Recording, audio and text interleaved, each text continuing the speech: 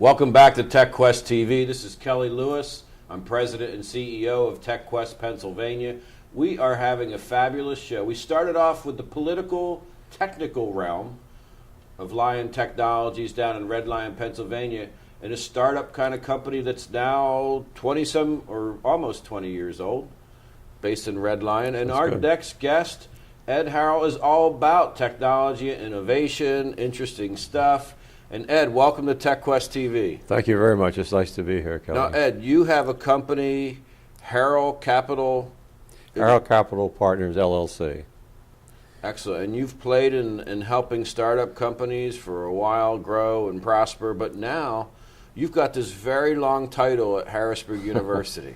No, it's not a long title. I'm teaching a course in entrepreneurial financing in the graduate program, but more importantly, they asked me to come in as their first entrepreneur in residence.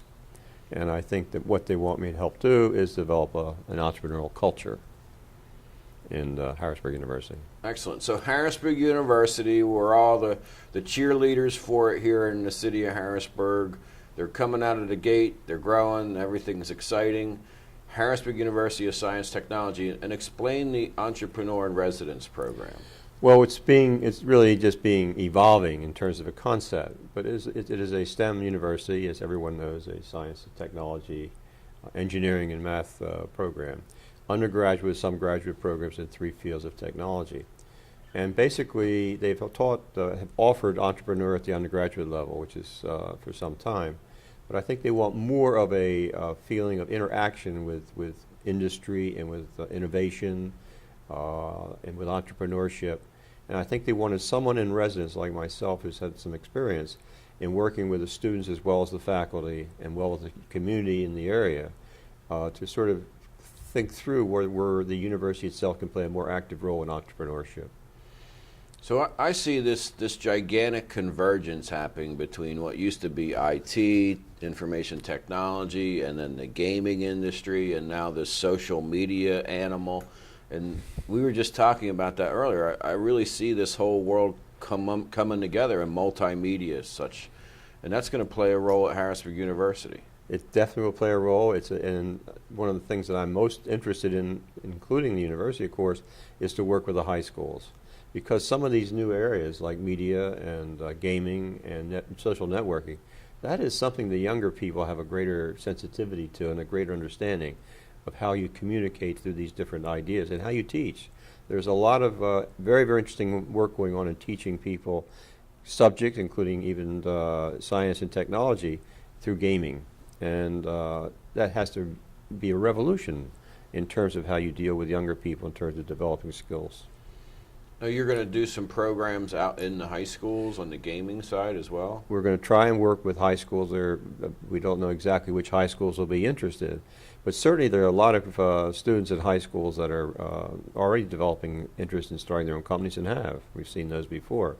But they will gravitate to some of these areas that you mentioned, the media and in gaming and social networking, which they feel very, very comfortable with.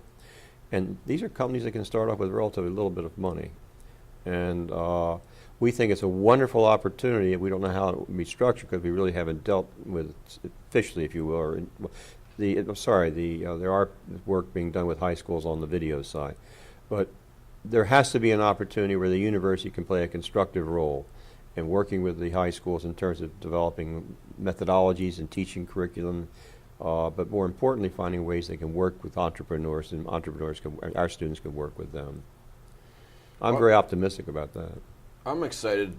I see Facebook, which came out of nowhere, has now had more messages back and forth than the entire internet. It's actually surpassed the internet.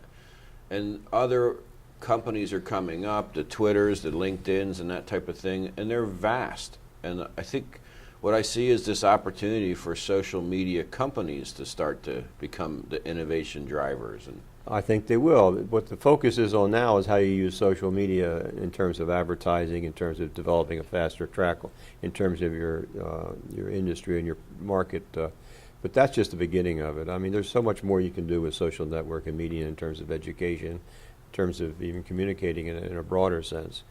Because And it's so revolutionary. You're bypassing a lot of technology. It's sort of like going from the telephone lines to the mobile phones. You have an in-place technology that's already encompassed. Here's a technology that basically in part's going to replace it. Jump it. Exactly, and now this whole amazing transformation of people don't have home phones anymore. Right. And who would have thought of that 10, 20 years ago? Right. And I don't have a home phone. I mean, I just don't even, my home phone number is my cell phone number. And what I also see is the social media, it's now nifty stuff. Like, isn't it nice to put an ad on Facebook or on Google or that type of thing? And now it's actually transforming companies, large and small. There's also there's the opposite, the other side of that. You have this interesting case of United baggage damage. Maybe you're not familiar with it, but apparently a gentleman got his guitar damaged by United, and it became a big fuss. And he took out United on through Twitter and for MySpace, I guess it is. Yep. It may have been Facebook. I think it's MySpace. And that became a very famous case because they were getting energizing people in a sense to create a support for a person who felt he wasn't being treated correctly by United. There's even a Harvard Business School case study on it now. But that's a different thing than just going out and making advertising. I don't know how many companies I've spoken with the director of social media. Right. And a position I never even heard of 2 years ago. Now it's a commonplace for TechQuest to have conversations with the director of social media, which isn't social responsibility. It's this new avenue that companies need to be in because of the exposure. That's correct. When you make one irate customer, that customer now can exponentially contact the world and complain. That's exactly what happened in the case of United. And I really see that type of risk management on the technology side is going to be a gigantic growth. I mean, I see a lot of companies now have folks that work just to manage the complaints on the Facebook side. You're right. But I think it's an exciting time. But what's interesting is I do think universities have a very big role, as well as high schools, in helping people get ready for that revolutionary shift in terms of how social media is going to work. Ed, tell us a couple things you want to accomplish while you're the entrepreneur in residence at Harrisburg University. Well, one thing I definitely want to do is we're starting an entrepreneurial club. I want to get the students involved in deciding how they want to interact in terms of an entrepreneurial program. We think that will be a very interesting way to create lots of opportunities for students to feel that they're getting involved in things that they want to do. And my job will be basically to help them get it done. So I think that's important. We're reaching out to companies. We're having companies now come in and offer workshops on things that are very, very important. We could have social media as one, where they will be organized. They'll be sponsored by the Entrepreneur Club, but they'll bring in the other students, and we can even bring high school students in, and maybe industry would like to come in and participate, trying to do the outreach program. We're definitely going to do some changes in the courses in terms of trying to get more of an entrepreneurial focus on it. My background is basically in the last 10 years has been basically financing early stage startup companies, and we're certainly going to spend some time on what companies want to work with us in starting companies.